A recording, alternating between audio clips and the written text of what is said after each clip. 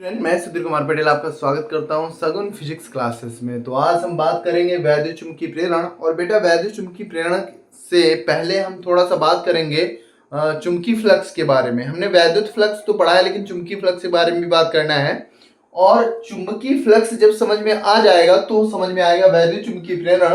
और जब वैद्युत चुंबकीय प्रेरण समझ में आ जाएगा तो आपकी समझ में आएगा फैराडेज लॉ, यानी फैराडे के नियम, है ना। तो इसके लिए ना बेटा कि सबसे पहले हम एक चुंबकीय क्षेत्र मानेंगे। क्या होता है चुंबकीय फ्लक्स? सबसे पहले हम बात करेंगे चुंबकीय फ्लक्स के बारे में कि चुंबकीय फ्लक्स क्या है।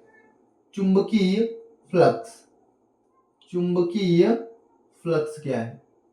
अगर हमें चुंबकीय फ्लक्स के बारे में बात करना है तो सबसे पहले हम बात करेंगे चुंबकीय फ्लक्स। और इसके लिए यानी चुंबकीय फ्लक्स के बारे में बात करने के लिए सबसे पहले एक चुंबकीय क्षेत्र ले लेंगे बेटा। क्या लेंगे? चुंबकीय क्षेत्र। एक बात और है कि चुंबकीय क्षेत्र की दिशा जो है, चुंबकीय क्षेत्र की दिशा, ये सब याद रखिए। चुंबकीय क्षेत्र की जो दिशा है, क्षेत्र की दिशा, चुंबकीय क्षेत्र की जो दिशा है बेटा, वो n से s की ओर होती, n से s की ओर होती, s की ओर। अब अगर मान लो आपकी नहीं समझ में आ रहा है कि ये ऐसा कैसे, तो बेटा क्या है ना, ऐसे याद रखो कि n मतलब होता है निकलना। n मतलब क्या होता है? निकलना। तो n से निकलेंगी, है ना, n से निकलेंगी और s पर स्वागत होगा। स्वागत होगा भाई, जब कोई n से जाएगा तभी तो s पे स्वागत होगा। स्वागत का मतलब है प्रवेश करना या जाना। तो n से हमेशा s की ओर जाती है। क्लियर बात है? अब देखिए, तो क्या है ना कि आपके पास एक चुंबकीय क्षेत्र है और इस चुंबकीय क्षेत्र में एक हमने पृष्ठ मान लिया कुछ इस प्रकार का, है ना। अब इस पृष्ठ से कितनी रेखाएं निकल रही हैं? 3। तो क्या है ना बेटा, ये जो 3 रेखाएं निकल रही हैं इसी को हम कहेंगे चुंबकीय फ्लक्स। क्या कहेंगे? चुंबकीय फ्लक्स। चुंबकीय फ्लक्स कहेंगे भाई। क्या कहेंगे? चुंबकीय फ्लक्स कहेंगे। क्लियर है ना? तो अगर आपसे पूछा जाए कि चुंबकीय फ्लक्स क्या है, पूछा जाए कि चुंबकीय फ्लक्स क्या है, तो आप कह सकते हैं किसी चुंबकीय क्षेत्र में, किसी चुंबकीय क्षेत्र में, एक चुंबकीय क्षेत्र है ना बेटा, किसी चुंबकीय क्षेत्र में, किसी चुंबकीय क्षेत्र में, किसी चुंबकीय क्षेत्र में किसी काल्पनिक पृष्ठ के या किसी पृष्ठ के लिख दीजिए, किसी पृष्ठ के अभिलंबवत, के अभिलंबवत, अभिलंबवत गुजरने वाली, अभिलंबवत गुजरने वाली चुंबकीय बल, चुंबकीय बल रेखाओं की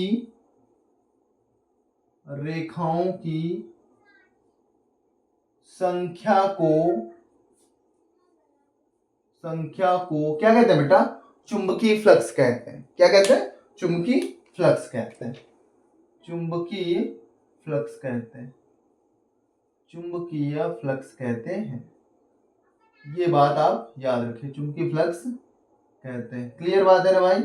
कोई समस्या नहीं होनी चाहिए। मतलब ये कि यहां पर अगर कोई चुंबकीय क्षेत्र है और उसमें कोई पृष्ठ रख दिया जाए तो उस पृष्ठ से गुजरने वाली जो चुंबकीय बल रेखाएं हैं, कितनी चुंबकीय बल रेखाएं निकल रही हैं? यहाँ पे देखिए 1 2 3। तो ये जो 3 है ये हो जाएगा बेटा चुंबकीय फ्लक्स। क्या हो जाएगा? चुंबकीय फ्लक्स। अगर बात करें इसको प्रदर्शित करने की तो बेटा इसे प्रदर्शित करते हैं फाई बी से। किससे? फाई बी से प्रदर्शित करते हैं।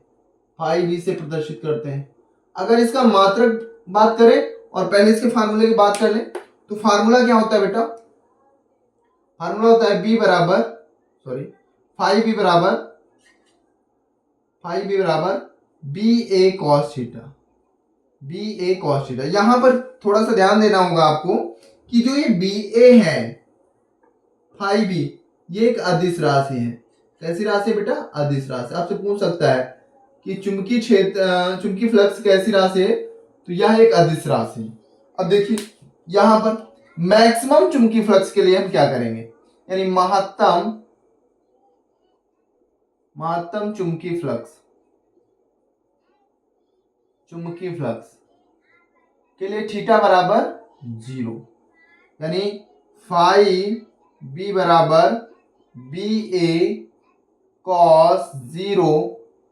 ये महत्तम चुंबकीय फ्लक्स के होगा बेटा, तो फाई बी बराबर हो जाएगा बी ए मैक्सिमम। थोड़ा समझना रहेगा बेटा। अब क्वेश्चन अगर आपसे ये कह दें कि कोई पृष्ठ किसी चुंबकीय क्षेत्र में लंबवत स्थित है, तो लंबवत अगर आपसे कहा जाए तो देखो इसको थोड़ा बहुत ही हम कह सकते हैं बारीकी से समझेंगे। इसे मान लीजिए एक चुंबकीय क्षेत्र है, ये क्या है बेटा, चुंबकीय क्षेत्र, और इसमें किसी पृष्ठ को हम लंबवत रख दें। लंबवत मतलब ऐसे, तो एक होता है ना कि लंबवत के केस में थीटा इक्वल टू, आपको समझ में आता है जहां पे लंबवत बोल देगा लंबवत, तो लंबवत आपको ऐसा प्रतीत होता है कि थीटा आप लेंगे कितना 90, थीटा आप कितना लेंगे 90। लंबवत के केस में थीटा 90 लेंगे तो फाई बी बराबर हो जाएगा बी ए कॉस 90, और कॉस 90 की बेटा वैल्यू जो है वो 0 होती है। क्या होती है 0, तो फाई बी बराबर क्या हो जाएगा 0।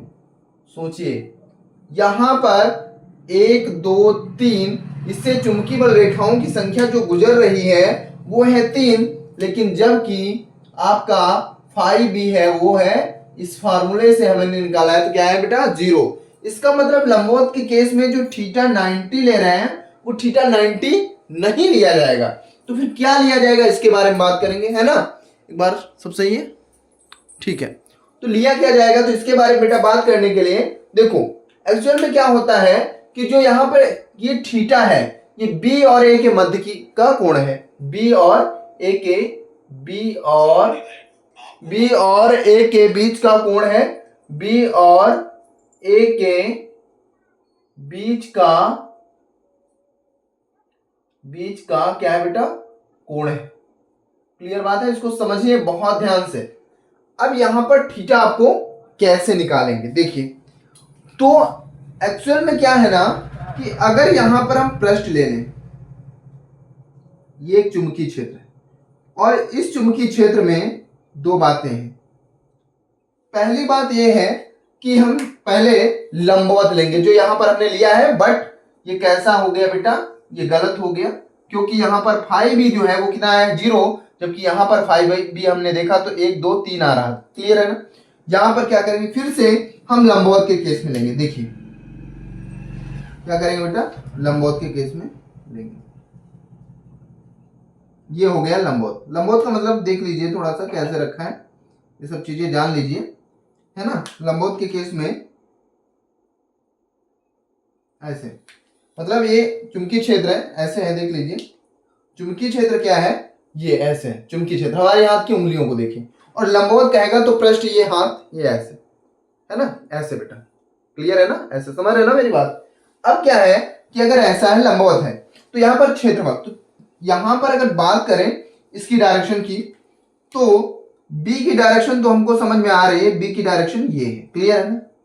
लेकिन लंबवत के केस में जो यहां पर ये हमने पृष्ठ रखा, पृष्ठ ये ऐसे, पृष्ठ ऐसे ही तो बेटा रखा ऐसे है, ऐसे।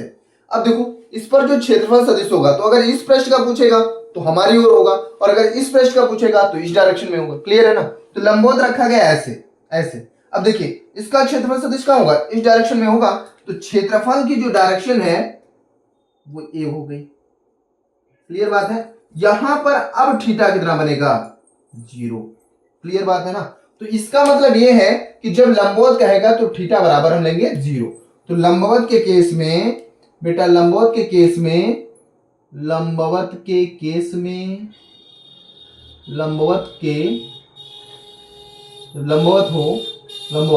तो थीटा बराबर क्या होगा 0, तो फाई बी बराबर होगा बी ए, और यहां पे रखेंगे cos 0, और cos 0 की वैल्यू 1 होती है, तो फाई बी बराबर हो गया बी ए।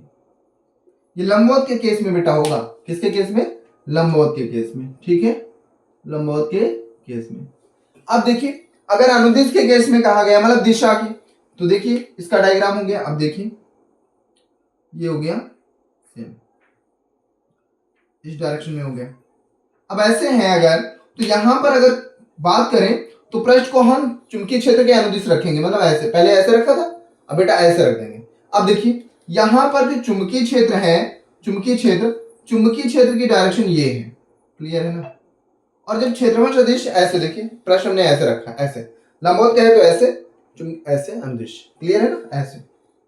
तो जब ऐसे रखा है तो यहां से देखो इसका क्षेत्रफल सदिश कहां होगा, ऊपर की ओर बेटा, ऊपर की ओर, यहां कहां, नीचे की ओर। तो हमेशा पृष्ठ के लंबवत होता है, तो यहां पर क्या हो जाएगा, ऊपर की ओर, ये हो जाएगा ए, मतलब ए होगा ऊपर की ओर। अगर कोई ऐसे रख देंगे तो ए हो जाएगा ऊपर की ओर, तो थीटा बराबर 90। तो अनुदिश कहे या चुंबकीय क्षेत्र की दिशा में कहे, है ना, तो अनुदिश होने पर थीटा बराबर लेंगे बेटा 90, तो फाइव बी बराबर बी ए कॉस 90, और कॉस 90 की होती है वैल्यू 0, तो फाइव बी बराबर हो जाएगा 0। क्लियर बात है ना, कोई समस्या? तो ये बात आपको अच्छे से समझना है, ठीक है। चलिए, तो ये चुंबकीय फ्लक्स समझ में आ गया, क्या होता है चुंबकीय फ्लक्स। एक बार फिर से देखिए, किसी चुंबकीय क्षेत्र में किसी काल्पनिक पृष्ठ के अभिलंबवत या किसी पृष्ठ के अभिलंबवत गुजरने वाली चुंबकीय बल रेखाओं की संख्या को चुंबकीय फ्लक्स कहते हैं। और बेटा इसे फाइव बी से प्रदर्शित करते हैं। यह एक अदिश राशि है और फाइव बी बराबर बी ए कॉस थीटा होता है, और जो थीटा है वो बी और ए के बीच का एंगल होता है। और ए क्या है, ए बेटा क्षेत्रफल सदिश है, और क्षेत्रफल सदिश हमेशा पृष्ठ के अभिलंबवत होता है। ये नोट में लिखिए कि जो क्षेत्रफल सदिश है वो हमेशा पृष्ठ के क्या होता है, अभिलंबवत होता है। जैसे ये क्षेत्रफल सदिश इसका निकालना तो ऊपर की ओर हो जाएगा, अगर ऐसे निकालना तो आपकी ओर होगा, अगर ऐसे इस पिछले हाथ का तो ऐसे हो जाएगा, है ना, क्लियर है। अब क्या है कि यहाँ पर लंबवत के केस में थीटा बराबर तुरंत आप 90 लेंगे, तुरंत गलत हो जाएगा, फाइव बराबर, क्योंकि यहाँ पे 0 आएगा। और 90 के केस में हमने देखा था 1 2 3 3 रेखा निकल रही थी, यानी चुंबकीय फ्लक्स कुछ तो होगा, ये नहीं हो सकता लेकिन कुछ होगा, है ना, यहाँ पे 3 निकल के आ रहा था, यानी होगा।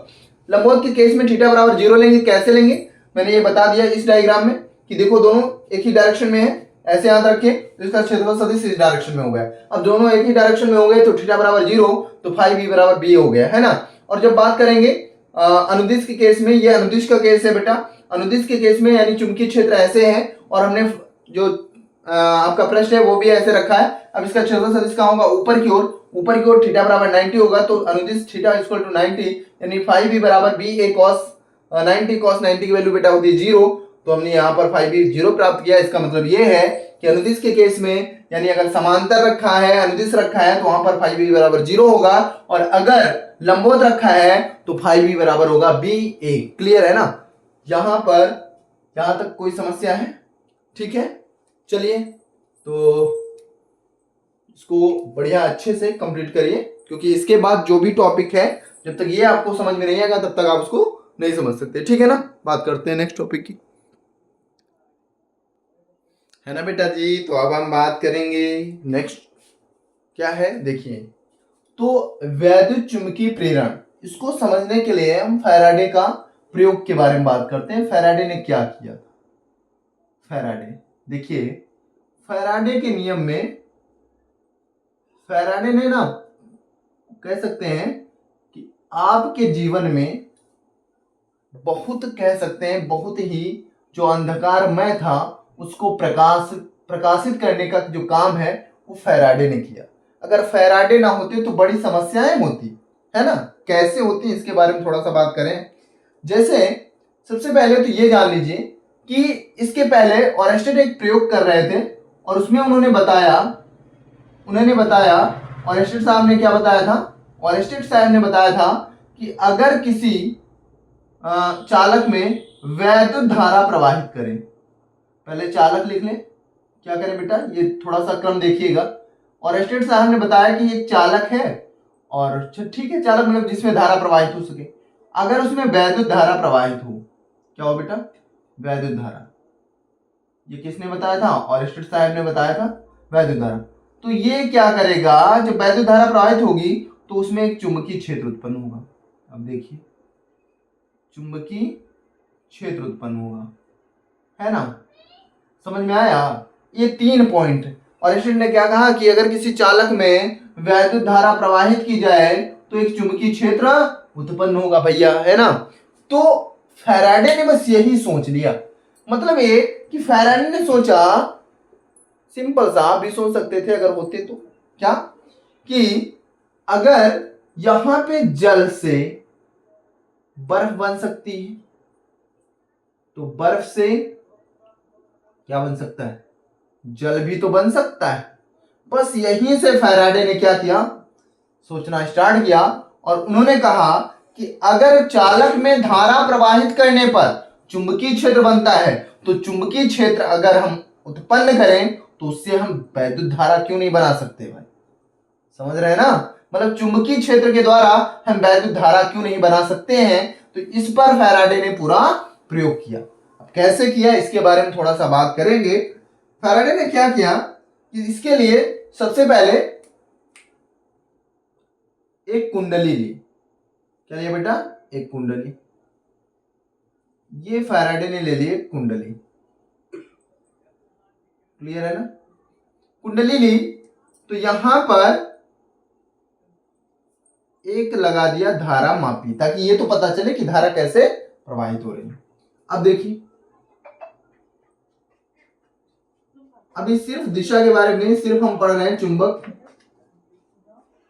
यहां पर एक दंड चुंबक है और इस दंड चुंबक में ये आपका N ध्रुव है और ये आपका S ध्रुव है ना बेटा।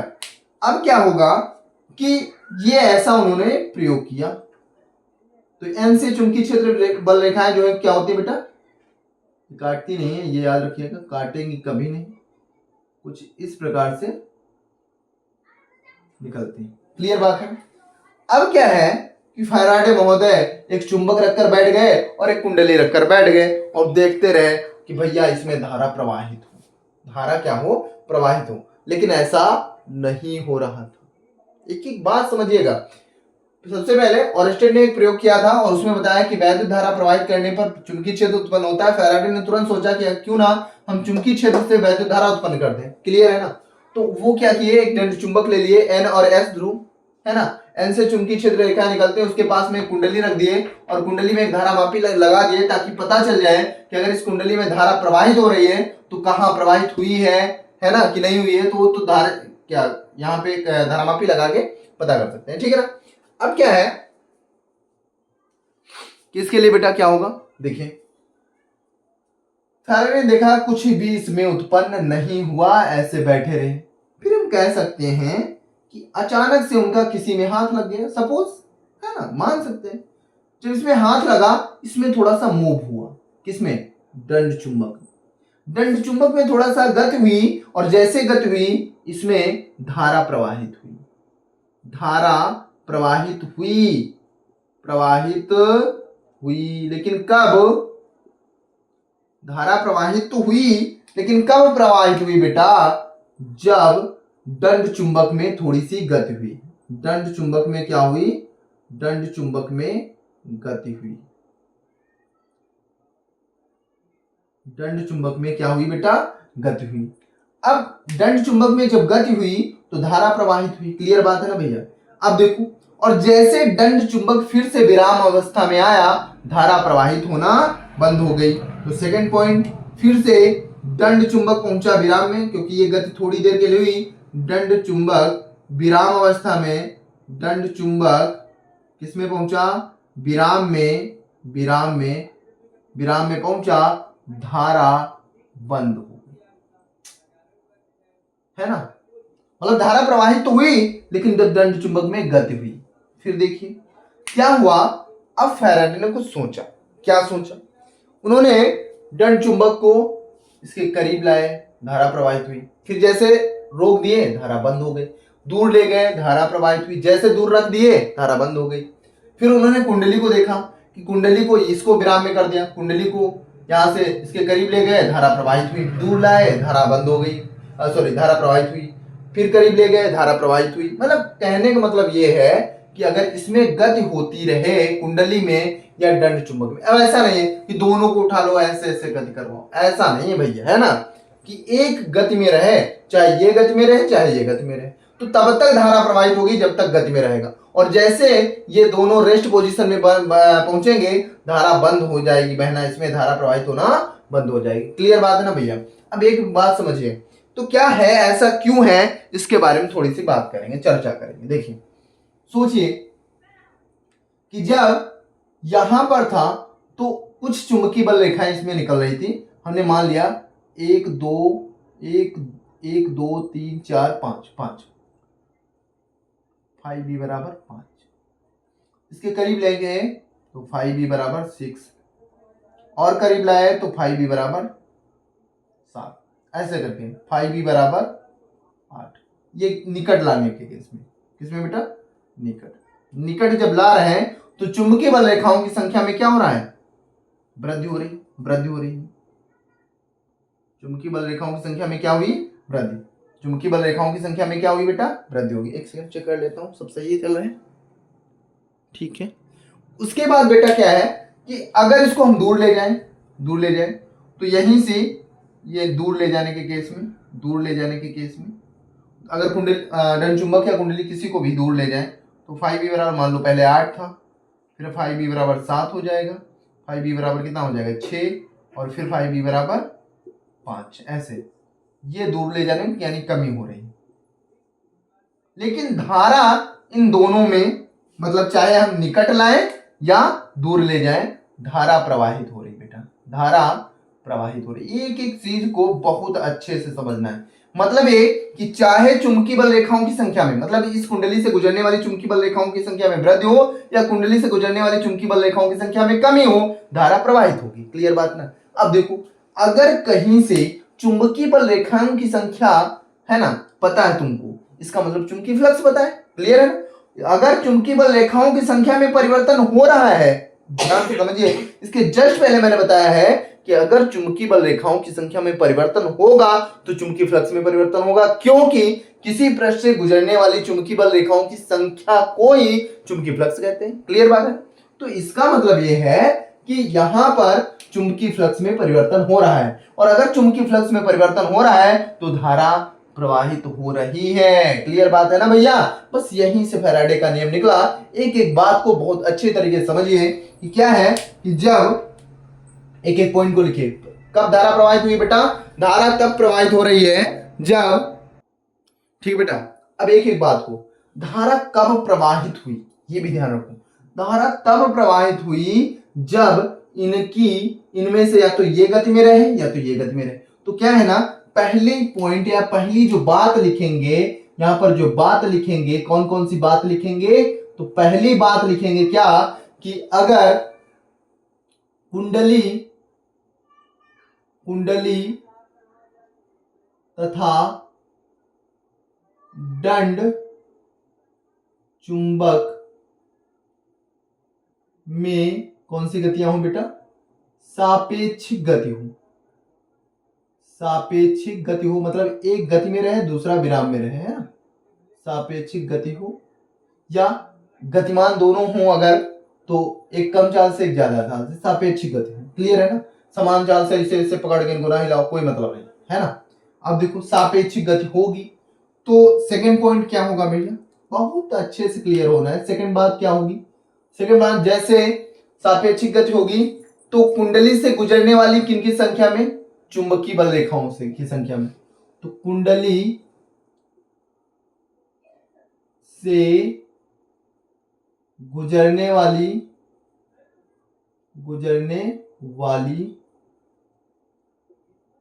चुंबकीय बल रेखाओं की संख्या में क्या होगा, परिवर्तन होगा, परिवर्तन होगा। क्लियर बात है ना। अब देखो, अगर चुंबकीय बल रेखाओं की संख्या में परिवर्तन होगा तो किसी पृष्ठ से अगर चुंबकीय बल रेखा निकलती है तो उसको बेटा कहते हैं चुंबकीय फ्लक्स। तो इसका मतलब क्या है, किसमें परिवर्तन होगा, चुंबकीय फ्लक्स में परिवर्तन होगा। बल रेखाओं में परिवर्तन, चुंबकीय फ्लक्स में परिवर्तन, चुंबकीय फ्लक्स में परिवर्तन, परिवर्तन है ना, होगा, परिवर्तन होगा।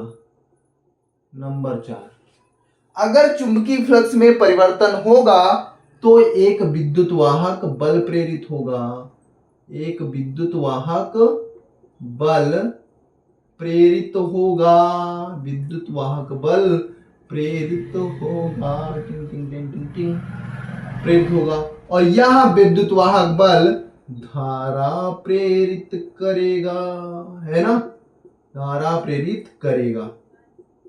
कितनी बातें? 5 बातें। और ये 5 बातें ही कहलाती है वैद्युत चुंबकीय प्रेरण। क्या कहलाती है बेटा? वैद्युत चुंबकीय प्रेरण। तो इसको बहुत अच्छे से समझना है। अब इसको एक बार हम पढ़ के बता रहे हैं कैसे लिखना है। क्या लिखेंगे?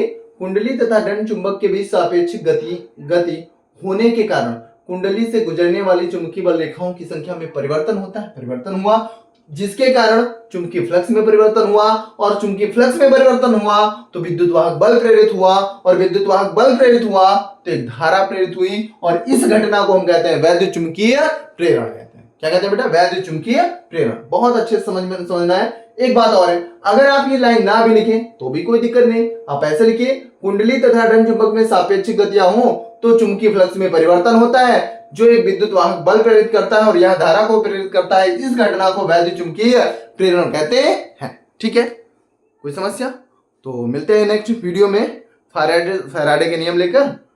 आज की क्लास बस यहीं तक, मिलते हैं नेक्स्ट क्लास में।